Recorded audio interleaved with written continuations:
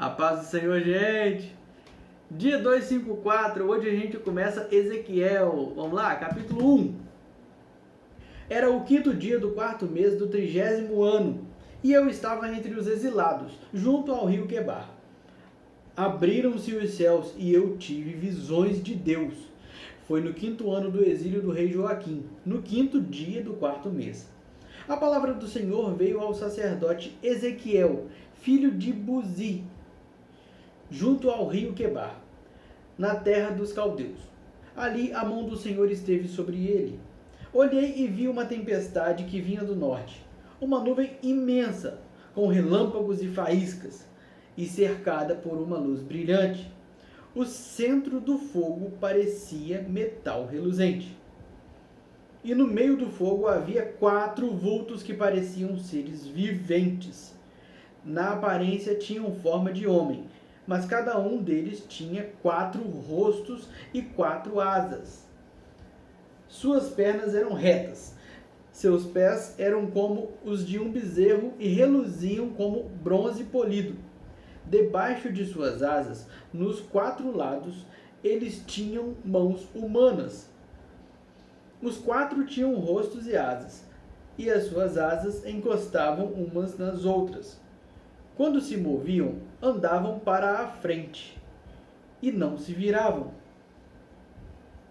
Quanto à aparência dos seus rostos, os 4 tinham rostos de homem. Não, desculpa, é rosto, singular. Os 4 tinham rosto de homem, rosto de leão no lado direito, rosto de boi no lado esquerdo e rosto de águia. Assim eram os seus rostos. Suas asas estavam estendidas para cima. Cada um deles tinha 2 asas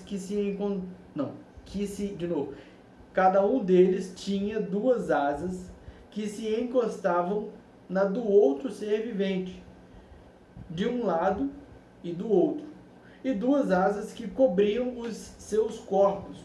Cada um deles ia sempre para a frente. Para onde quer que fosse o espírito, eles iam, e não se viravam quando se moviam. E não se viravam quando se moviam. Os seres viventes pareciam carvão aceso, eram como tochas. O fogo ia de um lado para...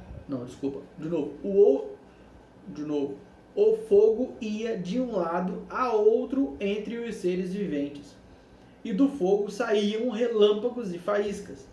Os seres viventes iam e vinham como relâmpagos. Enquanto eu olhava para eles, vi uma roda ao lado de cada um deles, diante dos seus 4 rostos. Esta era a aparência das rodas e a sua estrutura. Reluziam como o berilo. As 4 tinham aparência semelhante. Cada roda parecia estar entrosada na outra. Quando se moviam, seguiam nas 4 direções dos 4 rostos, e não se viravam enquanto iam. Seus aros eram altos e impressionantes, e estavam cheios de olhos ao redor. Quando os seres viventes se moviam, as rodas ao seu lado se moviam. Quando se elevavam do chão, as rodas também se elevavam. Para onde quer que o espírito fosse, os seres viventes iam, e as rodas os seguiam, porque o mesmo espírito estava nelas. Quando os seres viventes se moviam, elas também se moviam. Quando eles ficavam imóveis, elas também ficavam imóveis. Não tem imóveis não, tá? Quando eles ficavam imóveis, elas também ficavam. E quando os seres viventes se elevavam do chão, as rodas também se elevavam com eles, porque o mesmo espírito deles estava nelas. Acima das cabeças dos seres viventes estava o que parecia uma abóbada, reluzente como gelo, e impressionante. Debaixo dela, cada ser vivente estendia 2 asas ao que lhe estava mais próximo, e com as outras 2 asas cobria o corpo. Ouviu o ruído de suas asas quando voavam. Parecia o ruído de muitas águas, parecia a voz do Todo-Poderoso. Era um ruído estrondoso, como o de um exército. Quando paravam, fechavam as asas. Então veio uma voz Então veio uma voz de cima da abóboda. Não, é abóbada, tá? Aqui eu li, nem sei o que eu li aqui, eu acho que eu li abóboda. Mas é abóbada. Aqui é abóbada. Desculpa, vamos lá de novo. 25. Então veio uma voz de cima da abóbada sobre as suas cabeças, enquanto eles ficavam de asas fechadas. Acima da abóbada, sobre as suas cabeças, havia o que parecia um trono de safira. E bem no alto, sobre o trono, havia uma figura que parecia um homem. Vi que a parte de cima do que parecia ser a cintura dele parecia metal brilhante, como que cheia de fogo, e a parte de baixo parecia fogo, e uma luz brilhante o cercava. Tal como a aparência do arco-íris nas nuvens de um dia chuvoso, assim era o resplendor ao seu redor. Essa era a aparência da figura da glória do Senhor. Quando a vi, prostrei-me rosto em terra, e ouvi a voz de alguém falando. Ele me disse: Filho do homem, fique em pé, pois eu vou falar com você. Enquanto ele falava, o Espírito entrou em mim e me pôs em pé. E ouvi aquele que me falava. Ele disse: Filho do homem, vou enviá-lo aos israelitas, nação rebelde que se revoltou contra mim. Até hoje eles e os seus antepassados têm se revoltado contra mim. O povo a quem vou enviá-lo é obstinado e rebelde. Diga-lhes, singular. Diga-lhe, assim diz o soberano, o Senhor. E, versículo 5. E, quer aquela nação rebelde ouça, quer deixe de ouvir, saberá que um profeta esteve no meio dela. E você, filho do homem, não tenha medo dessa gente nem das suas palavras. Não tenha medo, ainda que o cerquem espinheiros e você viva entre escorpiões. Não tenha medo do que disserem, nem fique apavorado ao vê-los, embora sejam uma nação rebelde. Você lhes falará as minhas palavras, quer ouçam, quer deixem de ouvir, pois são rebeldes. Mas você, filho do homem, ouça o que lhe digo. Não seja rebelde como aquela nação. Abra a boca e coma o que eu vou lhe... Não, de novo. Abra a boca e coma o que vou lhe dar. Então olhei e vi a mão de alguém estendida para mim. Nela estava o rolo de um livro, que ele desenrolou diante de mim. Em ambos os lados do rolo estavam escritas palavras de lamento, pranto e ais. E ele me disse: Filho do homem, coma este rolo, depois vá falar à nação de Israel. Eu abri a boca e ele me deu um rolo para comer. E acrescentou: Filho do homem, coma este rolo que estou lhe dando e encha o seu estômago com ele. Então eu o comi, e em minha boca era doce como mel.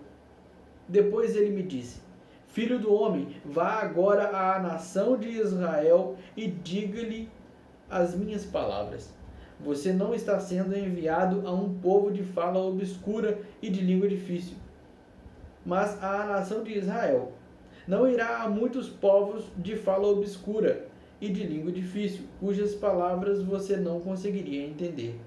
Certamente, se eu o enviasse, eles o ouviriam, mas a nação de Israel não vai querer ouvi-lo porque não quer me ouvir, pois toda a nação de Israel está endurecida e obstinada. Porém, eu tornarei você tão inflexível e endurecido quanto eles. Tornarei a sua testa como a mais dura das pedras. mais dura que a pederneira. Não tenha medo deles, nem fique apavorado ao vê-los, embora sejam uma nação rebelde.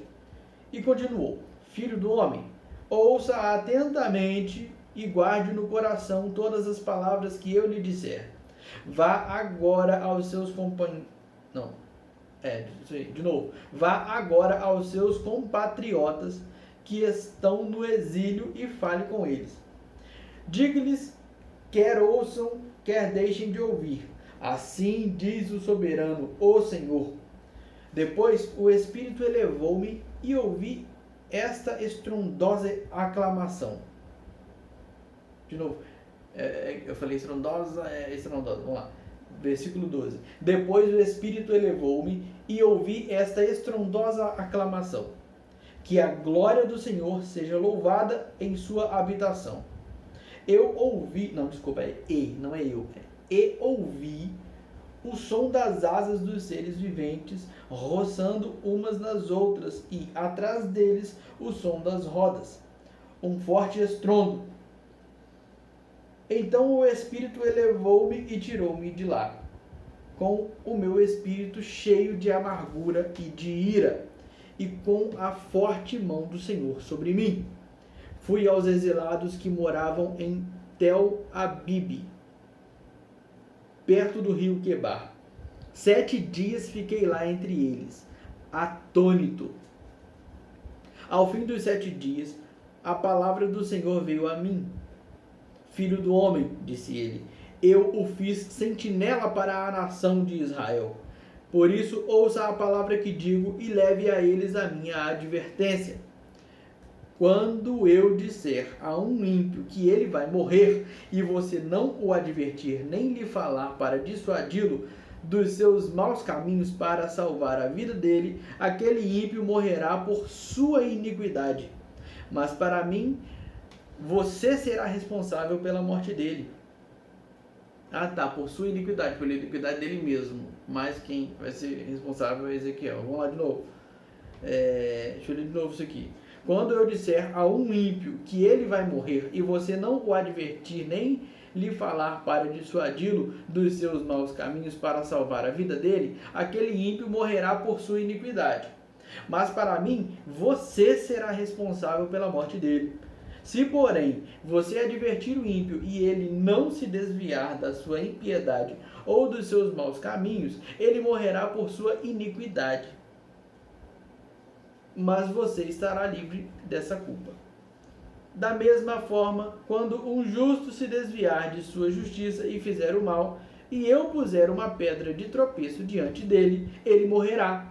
Uma vez que você não o advertiu, ele morrerá pelo pecado que cometeu. As práticas justas dele as práticas justas dele não serão lembradas. Para mim, porém, você será responsável pela morte dele. Se, porém, você advertir o justo e ele não pecar, certamente ele viverá porque aceitou a advertência, e você estará livre dessa culpa.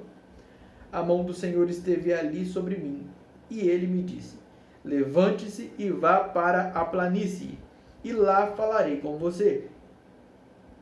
Então me levantei e fui para a planície, e lá estava a glória do Senhor, glória como a que eu tinha visto junto ao rio Quebar. Prostrei-me rosto em terra, mas o Espírito entrou em mim e me pôs em pé. Ele me disse: vá para casa e tranque-se, pois você, filho do homem, será amarrado com cordas. Você ficará preso e não conseguirá sair para o meio do povo. Farei sua língua apegar-se ao céu da boca para que você fique calado e não possa repreendê-los, embora sejam uma nação rebelde. Mas quando eu falar com você, abrirei sua boca e você lhes dirá: assim diz o soberano, o Senhor. Quem quiser ouvir, ouça. E quem não quiser, não ouça, pois são uma nação rebelde. Caraca!